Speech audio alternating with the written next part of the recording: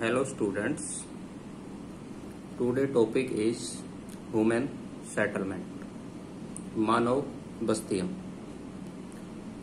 ये चैप्टर हमने पहले भी फर्स्ट पार्ट में पढ़ा था, ह्यूमन सेटलमेंट। उसी को रिवाइज कर लेते हैं। इसको हम इंडिया के कॉन्टेक्स्ट में पढ़ेंगे, उसको हम वर्ल्ड के कॉन्टेक्स्ट में पढ़ा था। भारत के संदर्भ में इसमें कुछ जो भारतीय जनगणना विभाग के अनुसार बस्तियों की जो संरचनाएं हैं, उनकी आकृतियां हैं, उनके आधार पर जो नए परिभाषाएं दी हैं, रूरल अर्बन सेटलमेंट, ग्रामीण और नगरीय बस्तियों में विभाजन करने के लिए जो पैरामीटर दिए गए हैं, उनकी इसके अंदर हम स्टडी करेंगे। तो आज देखिए, the human population live in settlement of different shape and size including village and town. मानव विभिन्न प्रकार और आकार की बस्तियों जो ग्रामीण और नगरीय प्रकार की होती है, उनमें निवास करता है। मीन्स इसमें ह्यूमन सेटलमेंट की डेफिनेशंस हम आपको लोगों को पहले भी बताई थी कि the group of house where people live, the cluster of house where people live. लोगों के बस्तियों का समूह जहां लोग निवास करते हैं, उसे सेटलमेंट कहते हैं। The group of house where people is known as human settlement. घरों का समूह जहां लोग निवास करते हैं। ये एक छोटी सी झोपड़ी भी हो सकती है और एक बड़ा सा महल भी हो सकता है। The basic unit of residence is a house which may be a small hut or a big mansion or an apartment। मानव बस्तियां छोटी सी झोपड़ी से लेकर के एक बड़े महल तक हो सकता है। ह्यूमन सेटलमेंट की definitions. Human settlement means cluster of dwelling of any type or size where human live। अर्थात मानव बस्तियां किसी भी प्रकार या आकार के घरों का समूह है जहां मनुष्य निवास करता है। अर्थात जहां मनुष्य निवास करता है, वहां के घरों के समूह को हम बस्ती कहते हैं। Settlement very in size and type. बस्तियां जो हैं वो विभिन्न आकार और प्रकार की होती हैं। ये सब उनके क्षेत्र, उनकी भू आकृति, उनकी आर्थिक क्रियाकलाप, उनकी जो भौतिक संरचनाएं होती हैं, उन पर निर्भर करती हैं। दे रेंज फ्रॉम ए हैमलेट, जो सेटलमेंट का सबसे स्मॉल पार्ट आता है, बस्ती का सबसे छोटा भाग आता है, जिसको हम हैमलेट का नाम देते हैं। हैमलेट टू मेट्रोपॉलिटन सिटी, और सेटलमेंट का सबसे बड़ा जो भाग होता है उसको हम बोलते हैं महानगर, मेट्रोपॉलिटन सिटी। जो हैमलेट है वो सबसे छोटा होता है, जिसमें एक या दो घरों या झोपड़ियां होती हैं, उसको हम हैमलेट कहते हैं। और जहां पर मल्टी स्टोरी बिल्डिंग्स होती हैं और डिफरेंट टाइप्स के वहां पर हाउस बने हुए होते हैं, उसको हम मेट्रोपॉलिटन सिटी का नाम देते हैं।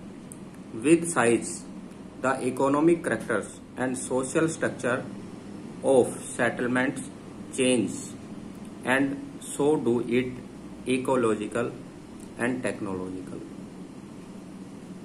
किसी भी जो बस्ती होती है, उसके आर्थिक अभिलक्षण, सामाजिक संरचनाएं, वहां की आर्थिक, पारिस्थितिकी और भौतिकीय जो टेक्नोलॉजी होती है, उसके आधार पर, प्रौद्योगिकी जो होती है उसके आधार पर ये परिवर्तित होती रहती हैं। जैसे जैसे यहाँ का लैंड फीचर्स जो होते हैं वो चेंज होते हैं, जैसे कि desert area, plain area, mountain area, तो उसी टाइप से वहाँ की जो सेटलमेंट होती है उनका स्ट्रक्चर चेंज हो जाता है।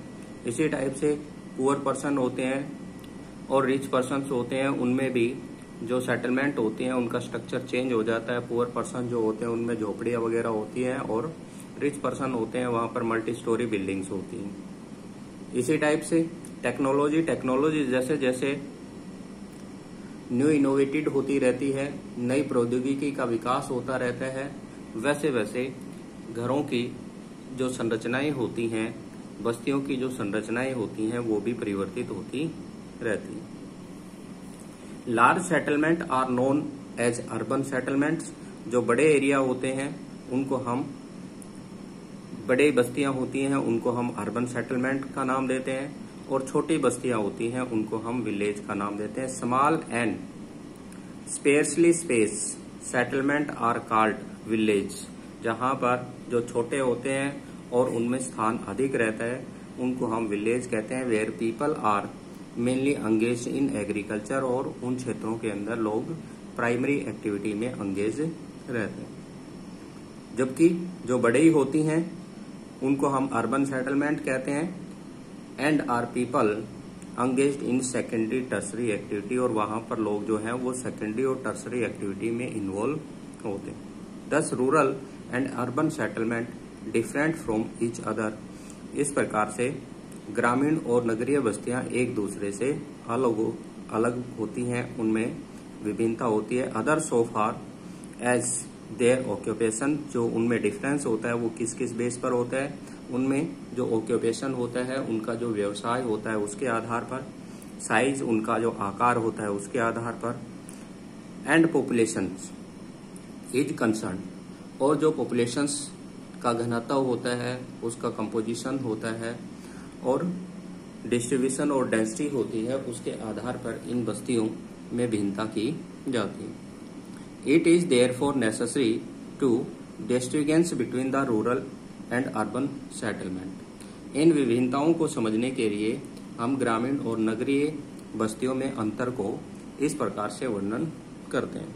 तो सबसे पहले हम देखते हैं कि इन दोनों में डिफरेंस क्या है। तो रूरल सेटलमेंट जो हमारे मेन टाइप्स हैं सेटलमेंट्स की, 2 टाइप्स, जिसमें ऑक्यूपेशंस बेस के ऊपर डिवाइड कर देते हैं। तो उनमें रूरल सेटलमेंट्स और अर्बन सेटलमेंट आते हैं।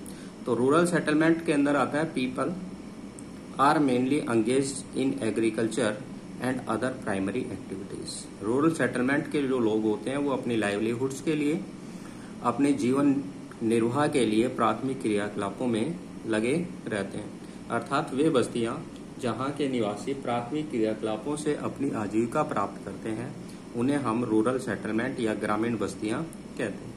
दूसरी तरफ आता है आपका अर्बन सेटलमेंट। अर्बन सेटलमेंट में ऊपर भी आपको बताया कि जहां के पर्सन जो होते हैं, पीपल्स जो होते हैं, वो अपनी लाइवलीहुड्स के लिए सेकेंडरी और टर्सरी, क्वाटनरी और क्वाइनरी, ट्रांसपोर्ट, ट्रेड और सर्विस सेक्टर के अंदर इन्वॉल्व होते हैं, उसको हम अर्बन सेटलमेंट कहते हैं। अर्थात वे बस्तियां जहां के लोग द्वितीय, तृतीय, चतुर्थक, पंचम, परिवहन, संचार और अन्य सेवाओं से अपनी आजीविका प्राप्त करते हैं, उन्हें हम नगरीय बस्ती कहते हैं। People are mainly engage in secondary and tertiary activity of which industry, जो उद्योगों वगैरह में लगे रहते हैं, ट्रेड व्यापार करते हैं, ट्रांसपोर्ट परिवहन की व्यवस्था वगैरह करते हैं, एंड सर्विस या विभिन्न प्रकार की जो सेवाएं होती हैं उनको इसमें सम्मिलित किया जाता है। ये इम्पोर्टेंट लाइवलीहुड्स के सोर्स होते हैं रूरल पीपल्स के। जो नगरीय जनसंख्या होती है, नगरीय लोग होते हैं, उनको आजीविका के मुख्य साधन ये उपलब्ध कराते हैं। नेक्स्ट जो कैरेक्टरिस्टिक्स आती है वो आती है आपकी rural settlement supply food and other raw material to the people of urban settlement. ग्रामीण बस्तियां भोजन और अन्य कच्चा माल नगरीय बस्तियों को उपलब्ध कराती हैं। People of urban settlement, urban settlement के लोगों को फूड सप्लाई और अदर रॉ मटेरियल जो कच्चा माल होता है वो नगरीय बस्तियों के लोगों को उपलब्ध कराते हैं। दूसरी तरफ जो अर्बन सेटलमेंट हैं वो रूरल सेटलमेंट्स को जो फिनिश गुड्स होती हैं, जो तैयार माल होता है और सर्विस जो होती हैं वो उपलब्ध करवाते हैं। Cities means urban settlement provide goods and service not only for them sleeves, अपने लिए ही वो तैयार करते हैं, but also for people of the rural country sides, जो रूरल एरिया के अंदर लोग रहते हैं उनको भी नगरीय बस्तियों के लोग वस्तुओं और सेवाएं उपलब्ध कराते हैं। In return for food and raw material, जो वो ग्रामीण क्षेत्रों से फूड और रॉ मटेरियल प्राप्त करते हैं उसको फिनिश गुड्स के अंदर तैयार माल के रूप में परिवर्तित करके, कन्वर्ट करके और वापस वो रूरल एरिया के अंदर सप्लाई करते हैं। अर्थात नगरीय बस्तियां वस्तुओं और सेवाएं न केवल अपने लिए तैयार करती हैं बल्कि उन्हें ग्रामीण क्षेत्रों को भी प्रदान करती हैं, अर्थात वो ग्रामीण क्षेत्रों को भी अपनी वस्तुओं को भेजते हैं। नेक्स्ट आता है the rural settlement depends on land to carry out their primary economic activities. ग्रामीण बस्तियां अपनी प्राथमिक क्रियाओं के लिए भूमि पर निर्भर होती हैं, लैंड पर डिपेंड होती हैं।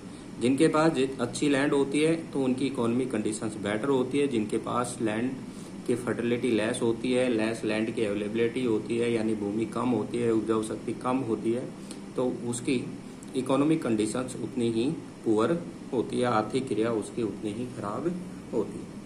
Since each family needs a fairly large area of crop, प्रत्येक परिवार को कृषि भूमि, pastures and forest lands, village are normally of small size. प्रत्येक परिवार को कृषि भूमि, चारागाह भूमि जो पास्चर लैंड्स होती है या वन के रूप में विस्तृत क्षेत्र की आवश्यकता होती है, क्योंकि वो अपने पशुओं के लिए चारा, अपने भोजन के लिए फसलें और वनों से विभिन्न प्रकार की जो वन उत्पादन है उनको प्राप्त करके अपनी आजीविका प्राप्त करता है। There can be rural settlements of single family called homesteads. यह एक अकेले परिवार की बस्ती भी हो सकती है जिसमें केवल एक ही जो फार्मर होता है या विलेजर्स होता है उसका फैमिली रहता है। तो इस प्रकार की जो भूमि होती है उसको होमस्टेड या वास भूमि का नाम देते हैं। उसको क्या नाम देते हैं? वास भूमि या होमस्टेड। ये आपको ध्यान में रखना है। केवल एक सिंगल फैमिली की जो सेटलमेंट होती है, एक ही परिवार की जो बस्ती होती है, उसको हम क्या नाम देते हैं? वास भूमि या होम स्टेट्स का नाम देते हैं।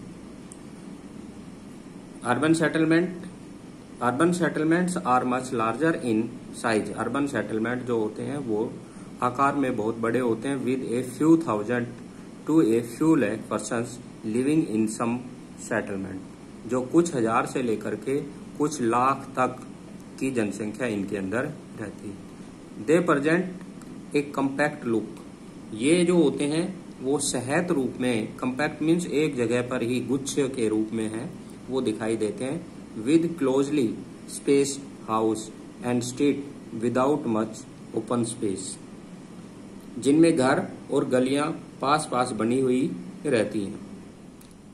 Much bigger city with a population of over 1 million are called metropolis या मेगापोलिस, जिनकी जनसंख्या जो है वो 1 मिलियन से अधिक हो जाती है, उनको हम महानगर या सन्नगर का नाम देते हैं, मेगापोलिस या मेट्रोपोलिस का नाम देते हैं।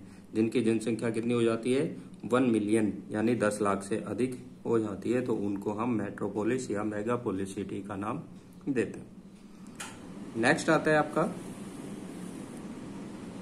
Rural peoples are less mobile and their social relations are intimate.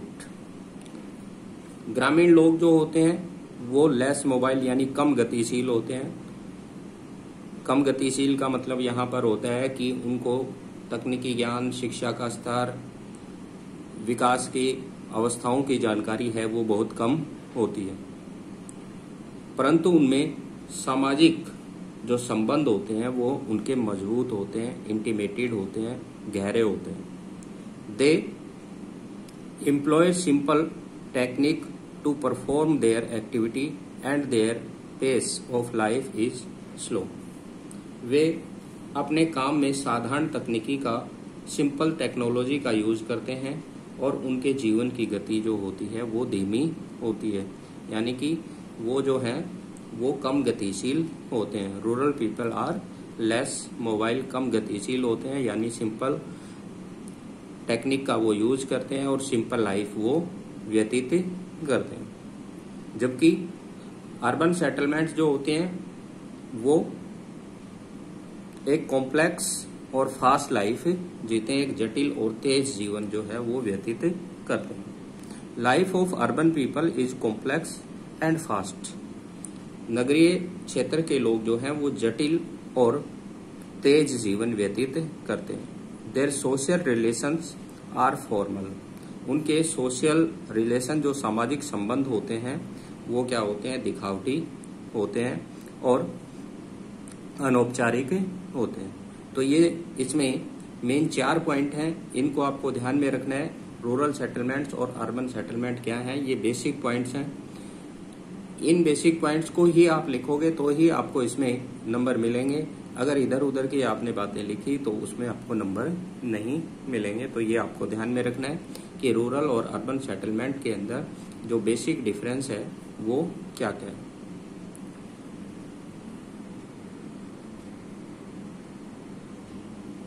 इसके बाद आगे देखिए, factor determine the type of rural settlement. ग्रामीण बस्तियों को प्रभावित करने वाले कारक कि ग्रामीण बस्तियां जो बनती हैं तो उनको कौन कौन से फैक्टर जो है वो अफेक्टेड करते हैं। ये 5 मार्क्स में आपका क्वेश्चन आ सकता है, तो इसको आपको ध्यान में रखिए। Type of rural settlements are determined by the built up area and distance between house. ग्रामीण बस्तियों के प्रकार निर्मित क्षेत्र के विस्तार और घरों के बीच की दूरी के आधार पर निश्चित किए जाते हैं कि उनके घरों के बीच की दूरी कितनी होती है और उनका निर्माण और विस्तार है वो कितनी मात्रा के कितने क्षेत्र पर हुआ है। The northern plain have clustered settlement. Bharat के उत्तरी मैदान के अंदर गुच्छित बस्तियां पाई जाती हैं। क्लस्टर्ड मीन्स घर जो होते हैं वो एक दूसरे के नजदीक नजदीक सटे हुए रहते हैं। Whereas dispersed settlements are found in jungle, on hill slope, farms and pastures. जबकि जो हमारे परिक्षिप्त बस्तियां होती हैं, डिस्प्रेस्ड सेटलमेंट्स जो होती हैं, ये हमारे पहाड़ी ढलानों पर, खेतों में, चारागाहों क्षेत्रों के अंदर पाई जाती हैं, जिनको हम आइसोलेटेड सेटलमेंट का नाम भी देते हैं, एकांकी बस्ती का नाम भी देते हैं। तो ये आपको ध्यान में रखना है कि जो बस्तियां होती हैं वो अलग अलग क्षेत्रों के अंदर अलग अलग होती है। प्लेन एरिया होती है वहाँ क्लस्टर सेटलमेंट बन जाती है, जबकि जो जंगल क्षेत्र होता है, फॉरेस्ट एरिया होता है, हिली एरिया होता है, रेस्ड एरिया होता है, फार्म या पास्चरलैंड्स होती है, वहां पर ये अलग प्रकार के होते हैं जिनको हम डिस्प्रेस्ड या आइसोलेटेड सेटलमेंट का नाम देते हैं। A large number of factors determine the type of rural settlements, which are classified into the following 3 groups. जो हमारी सेटलमेंट्स हैं, रूरल सेटलमेंट्स, इनको अफेक्टेड करने वाले जो फैक्टर हैं इनको हम 3 समूह के अंदर बांटते हैं, जिनमें सबसे पहला आता है आपका फिजिकल फैक्टर, दूसरा एथनिक एंड कल्चरल फैक्टर और उसके बाद आता है आपका सिक्योरिटी फैक्टर। यानी कि सबसे पहला भौतिक कारक, उसके बाद जो है वो हमारे कल्चरल और धार्मिक कारक आ जाते हैं और उसके बाद जो है वो सुरक्षा कारक आते हैं जो हमारे बस्तियों के आकार और प्रकार को प्रभावित करते हैं। सबसे पहले हम बात करते हैं फिजिकल फैक्टर। फिजिकल फैक्टर जो हमारे भौतिक कारक हैं, तो भौतिक कारक आप लोगों को काफी बार पढ़ा चुके हैं, पॉपुलेशन वाले चैप्टर में भी आया था, ह्यूमन सेटलमेंट जो हमारे फर्स्ट पार्ट में था उसमें भी आए थे। तो हमारे फिजिकल फैक्टर के अंदर जो क्लाइमेट है, drainage, depth of underground water level, soil, relief features, altitudes, ये सारे हमारे फिजिकल फैक्टर के अंदर इंक्लूड होते हैं। जिस एरिया के अंदर जिस टाइप के रिलीफ फीचर्स होते हैं, प्लेन एरिया है, माउंटेन एरिया है, प्लेटू एरिया है, या फिर जो है वो हमारे डेजर्ट एरिया है या हमारे कोस्टल एरिया हैं, उनमें उन्हीं की सिचुएशंस के अनुसार, उनकी स्थिति के अनुसार ही वहां पर सेटलमेंट सेटअप की जाती है। एल्टीट्यूड के ऊपर जो ऊंचाई होती है उसके ऊपर भी हम इसी प्रकार से सेटलमेंट्स बनाते हैं, जिससे कि जो हमारा बिल्डिंग मटेरियल वगैरह है या सेटलमेंट्स के लिए जो रिक्वायरमेंट्स की गुड्स हैं वो इजीली वहां पर अवेलेबल हो जाएं। इसी टाइप से क्लाइमेट कंडीशंस जो है वो भी हमारी सेटलमेंट्स को अफेक्ट करती हैं कि जिस क्षेत्र के अंदर जिस प्रकार की क्लाइमेट होती है, जिस प्रकार की वहां पर जलवायु होती है, उसी के अनुसार हम बस्तियों का निर्माण करते हैं। जैसे कि राजस्थान के अंदर जो बस्तियां होती हैं, इन बस्तियों की जो छतें होती हैं वो फ्लैट होती हैं, जिससे कि इन पर रेन वाटर को हम कंजर्व कर सकें। जबकि दूसरी और जो है वो साउथ इंडिया के कोस्टल एरिया होते हैं या हैवी रेनफॉल ईस्टर्न स्टेट होते हैं, या फिर हमारे नॉर्दर्न स्टेट होते हैं, जैसे कि आपके जम्मू और कश्मीर है, हिमाचल है, उत्तराखंड है, अरुणाचल प्रदेश है, जहां पर हमारे हाउस की जो रूफ होती हैं उनकी जो शेप होती है वो हट टाइप की होती है, झोपड़ी नुमा होती है, जिससे कि हैवी रेनफॉल है वो जल्दी से स्लाइड होकर के नीचे गिर जाए और बिल्डिंग को घरों को कोई किसी प्रकार का नुकसान ना हो। तो ये सारी चीजें जो होती हैं ये हमारे फिजिकल फैक्टर के अंदर आती है, जो हमारी बस्तियों के आकार और प्रकार को निर्धारित करती हैं। इसी प्रकार से ड्रेनेज सिस्टम जो होते हैं, अफवाह तंत्र जो होते हैं, कि जो हमारे लाइफ के लिए सिक्योर एरिया होते हैं, जहां पर फ्लड की कंडीशन क्रिएट नहीं होती है, जो सेफर हाईलैंड एरिया होते हैं वहां पर सेटलमेंट सेटअप की जाती है, जबकि जो फ्लड अफेक्टेड एरिया है वहां पर सेटलमेंट सेटअप नहीं होती। उसके बाद आती है depth of underground water level, जहां पर अंडरग्राउंड वाटर लेवल की डेप्थ कम होती है, इजिली हमें अंडरग्राउंड वाटर लेवल की अवेलेबिलिटी हो जाती है। उस रीजन्स के अंदर सेटलमेंट्स जो हैं वो लार्ज स्केल्स पर सेट की जाती हैं, उनकी लोकेशन वहां पर सबसे अधिक होती है, क्योंकि जो वाटर होता है उसकी रिक्वायरमेंट जो हमारे डोमेस्टिक पर्पज, एग्रीकल्चर पर्पज और अदर इंडस्ट्रियल और अदर पर्पज के लिए इसकी मोर रिक्वायरमेंट होती है, अधिक इसकी आवश्यकता होती है। तो इस रिक्वायरमेंट को फुलफिल करने के लिए हमें अंडरग्राउंड वाटर लेवल को भी ध्यान में रखा जाता है। उसके बाद आती है सॉइल फर्टिलिटी, जहां पर सॉइल की फर्टिलिटी हाई होती है, जो क्रॉप्स की ग्रोथ के लिए फेवरेबल होती है, वहां पर सेटलमेंट जो है वो बड़े पैमाने पर स्थापित की जाती है। Play an important role of the determining the type and spacings of settlements. For example, water is the most important single factor in dry area. Dry area के अंदर वाटर जो होता है वो एक महत्वपूर्ण सिंगल फैक्टर होता है सेटलमेंट को सेटअप करने के लिए। ड्राई एरिया के अंदर जहां पर अंडरग्राउंड या सरफेस वाटर की मैक्सिमम और इजिली रिक्वायरमेंट हो जाती है, वहां पर सेटलमेंट सेटअप होती है। In such area the houses are clustered around the source of water. ये ध्यान में रखना है, जहां ड्राई एरिया होते हैं, जहां जल की कमी रहती है, वहां पर क्लस्टर्ड सेटलमेंट्स होती हैं, और ये हमारे जो वाटर सोर्स होते हैं इनके सराउंडिंग एरिया के अंदर ही ये पाई जाती हैं। इनके चारों तरफ ये फैली हुई रहती हैं, यानी कि सर्कल शेप के अंदर, वर्ताकार रूप के अंदर ये बस्तियां बसी हुई होती हैं। There is a reasons that competence of the settlement in Rajasthan is largely determined by the source of water supply। Rajasthan के क्षेत्र के अंदर जो बस्तियों का निर्माण होता है वो अधिकतर जल की आपूर्ति वाले क्षेत्रों के आसपास से होता है। तो ये आपको ध्यान में रखना है कि जहां पर हमारी जल की उपलब्धता होती है वहां पर बस्तियों का विकास अधिक किया जाता है। इसके बाद आता है आपका एथनिक एंड क्लस्टर्ड फैक्टर, जो हमारे जातीय और सांस्कृतिक कारक होते हैं कि किस जाति, किस धर्म, किस भाषा के लोग जो हैं वो कहाँ पर रहते हैं और उनकी संस्कृति किस प्रकार की होती है, ये भी बस्तियों को प्रभावित करती है। जिस एरिया के अंदर जिस धर्म, भाषा, जाति के लोग अधिक रहते हैं वहां पर उसी भाषा, धर्म और जाति के मानने वाले लोगों का प्रतिशत अधिक पाया जाता है और वहां पर उसी बस्ती का विकास अधिक होता है। Ethnic and culture factor such as tribal caste और communal identity are also important in the determine the layout of rural settlement. नरजातीय एवं सांस्कृतिक कारक जैसे जनजाति, जाति, सांप्रदायिक पहचान आदि भी बस्तियों के विकास को प्रभावित करती है, उनको निर्धारित करती है। In India the main land owning caste occupies and central point and forms the nucleus.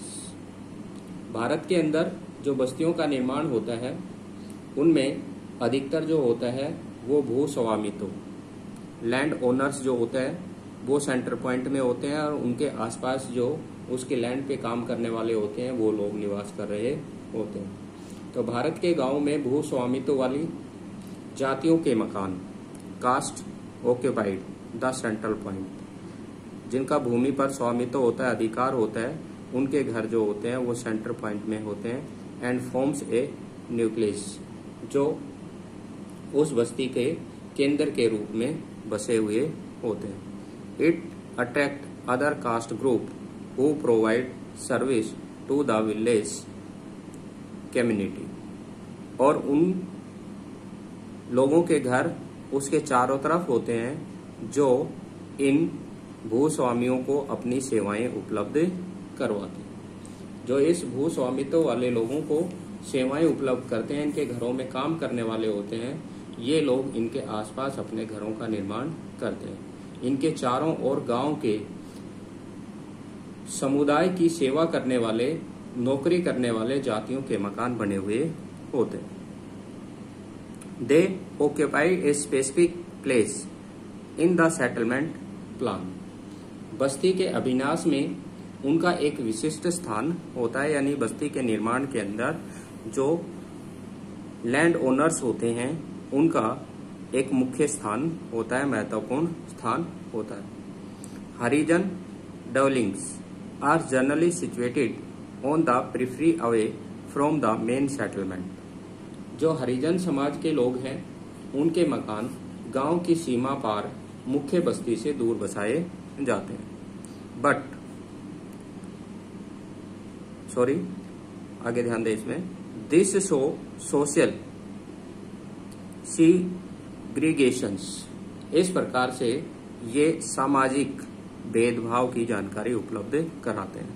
जो प्राचीन हमारी सेटलमेंट होती थी, इनके अंदर जो हरिजन समाज के लोग होते थे उनके घर बस्ती के बाहर उनकी जो परिधि क्षेत्र होते थे वहां पर बसाए जाते थे, जिससे हमारे सामाजिक भेदभाव की स्थिति उत्पन्न हो जाती थी। सो द सोशल सीग्रीगेशंस मीन्स होता है भेदभाव की स्थिति उत्पन्न करना, अलग करने की परिस्थितियां उत्पन्न होना। But it lead to fragmentations of a compact settlement into the several unit.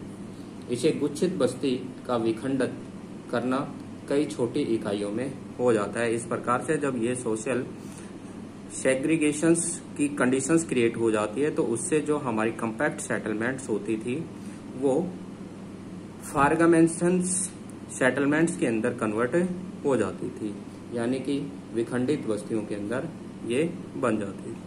तो ये आपको इसमें ध्यान रखना है, एथनिक एंड कल्चरल फैक्टर। उसके बाद आते हैं आपके सिक्योरिटी फैक्टर। कोई भी सेटलमेंट सेटअप होती है तो सबसे पहले वहां के सिक्योरिटी फैक्टर को ध्यान में रखा जाता है, सुरक्षा कारकों को ध्यान में रखा जाता है।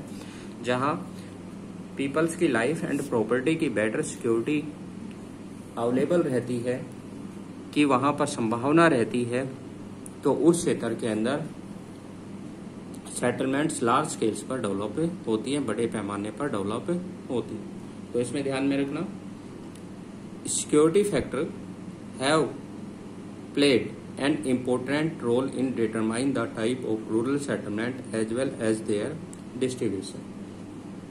भारत में ग्रामीण बस्तियों के प्रकार के निर्धारण में सुरक्षा कारकों का महत्वपूर्ण योगदान है। Defence against theft and robberies is the main considerations. चोरियों और डकैतियों से सुरक्षा मुख्य उद्देश्य होता था। इन उद्देश्यों को ध्यान में रख करके बस्तियों का निर्माण जो है वो किया जाता था। People prefer to live is compact settlement to defend themselves against attack by the wild animal also. जंगली जानवरों से भी अपने आप को सुरक्षित रखने के लिए लोग गुच्छित बस्तियों का निर्माण करते थे, कम्पैक्ट सेटलमेंट का निर्माण करते थे कि जहां पर जो है वो लोग अपने आप को जंगली जानवरों से सुरक्षित रख सकें। सिक्योरिटी पर्पज के लिए जितनी भी सेटलमेंट्स डेवलप की जाती थी एंशिएंट टाइम पीरियड के अंदर, वो सारी हाई एल्टीट्यूड, अधिक ऊंचाई वाले क्षेत्रों पर स्थापित की जाती थी। जैसे आप जितने भी प्राचीन जो किले हैं, दुर्ग हैं, उनको आप देखते हैं तो वो सारे हमारे ऊंचे क्षेत्रों पर, पहाड़ी क्षेत्रों पर ही बने हुए हैं। जितने भी आप हिस्टोरिकल प्लेस देखते हैं, ऐतिहासिक जो भवन वगैरह देखते हैं, उनके अंदर वो सभी जो है वो ऊंचे क्षेत्रों पर बने हुए हैं, जो अपने नियर बाई एरिया से हाईलैंड पर होते हैं, क्योंकि वहां पर उनको उनकी सिक्योरिटी के लिए बेटर ऑप्शंस उत्पन्न हो जाते थे, अच्छे अवसर उत्पन्न हो जाते हैं। तो ये 3 पॉइंट है, इनको आपको ध्यान में रखना है। Physical factor, ethnic and cultural factor और सिक्योरिटी फैक्टर। इसके बाद आगे देखिए टाइप ऑफ रूरल सेटलमेंट। ग्रामीण बस्तियों के प्रकार। ग्रामीण बस्तियां जो होती हैं वो हमारी कितने प्रकार की होती हैं? Generally speaking rural settlement in India are put into the following 4 type. Bharat के अंदर ग्रामीण बस्तियां मोटे तौर पर 4 वर्गों की पाई जाती हैं, जिनमें सबसे पहला जो आता है क्लस्टर्ड सेटलमेंट्स। दूसरे नंबर पर क्लस्टर्ड सेटलमेंट का जो दूसरा नाम है वो एग्लोमरेटेड और न्यूक्लिएटेड सेटलमेंट्स, जिनको हम गुच्छित बस्तियां, सैंत बस्तियां और न्यूक्लिएटेड मीन्स होती हैं केंद्रीय बस्तियां जो सेंटर पॉइंट्स के अंदर होती है और उसके चारों तरफ जो है वो बनी हुई होती है। क्लस्टर्ड सेटलमेंट्स जो होती हैं, इनमें घर जो हैं वो एक दूसरे के नजदीक सटे हुए रहते हैं। पॉपुलेशन का डिस्ट्रीब्यूशन और डेंसिटी हाई होती है। पॉपुलेशन हाई होने के कारण से इसमें जो एग्रीकल्चर लैंड्स होती है उनका डिस्ट्रीब्यूशन हो जाता है, इसलिए पर पर्सन लैंड की अवेलेबिलिटी लेस हो जाती है। प्रॉपर ड्रेनेज सिस्टम की अवेलेबिलिटी न होने के कारण से वहां पर जो स्ट्रीट होती हैं वो गंदी होती हैं, गलियां गंदी रहती हैं। इनमें लिविंग स्पेस जो होता है, रहने का जो स्थान होता है वो कम रहता है। ये मेन कैरेक्टरिस्टिक्स हैं, इनको ध्यान में रखना है। क्लस्टर्ड सेटलमेंट, एग्लोमरेटेड सेटलमेंट्स या न्यूक्लिएटेड सेटलमेंट्स, इसमें घर एक दूसरे के नजदीक होते हैं, कंबाइंड रहते हैं। घर जो हैं, इनके घर की जो बाउंड्री होती है वो एक दूसरे से टच रहती हैं, ठीक है। पॉपुलेशन का डिस्ट्रीब्यूशन डेंसिटी यहाँ पर अधिक होता है, जिसके कारण से यहाँ पर खेतों का आकार कम हो जाता है, क्योंकि खेत जो परिवार के सदस्यों में बढ़ जाते हैं, इसलिए खेतों का आकार यहाँ पर क्या रहता है, छोटा रहता है। मेन ऑक्यूपेशन इन लोगों का एग्रीकल्चर होता है, ये लोग कृषि कार्य करते हैं। नेक्स्ट पॉइंट जो आता है, इनके अंदर जो गलियां होती हैं वो अच्छी अपोहा व्यवस्था न होने के कारण से गंदा पानी गलियों में भरा रहता है, इसलिए इनकी गलियां गंदी रहती हैं। जो स्ट्रीट होती हैं उनका सफाई न होने के कारण से ये गंदी पाई जाती है। यहाँ पर लोगों के रहने का स्थान जो होता है वो कम होता है। ये अपने पशु वगैरह, अपने रहने के स्थान, अपने अनाज और चारे का भंडार जो है वो एक ही स्थान पर करते हैं। तो ये इनकी मेन कैरेक्टरिस्टिक्स हैं, ये आपको ध्यान में रखना। क्लस्टर्ड, एग्लोमरेटेड और न्यूक्लिएटेड सेटलमेंट्स, इसमें हम बात कर रहे हैं तो ये क्या होती है। This type of settlement is generally characterised by compact और closely built block of house. इस प्रकार की जो बस्तियां होती हैं इनमें घरों के सहित खंड पाए जाते हैं। कम्पैक्ट ब्लॉक के अंदर जो है वो